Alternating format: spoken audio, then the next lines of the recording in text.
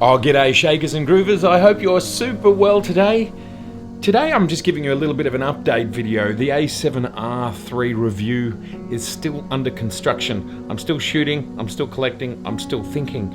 So what I thought I would do is something that I am coining the visual review. And what the visual review is, there's no statistics, there's no numbers, there's no comparisons. What it is a collection of beautiful images so you can see how wonderful the camera is and you can see all the different situations that it can work in. And here it is. This is the A7R III visual review with the fantastic travel lens, the 24-105. Images taken over the last couple of weeks. I've now taken almost 4,000 frames and lots of 4K video. And I look forward to showing you all of that in the full 4K review. And of course, if a visual review, which I'm coining here today, if a visual review is not for you, well, I suggest leaving now and come back soon when the full A7R III review is complete.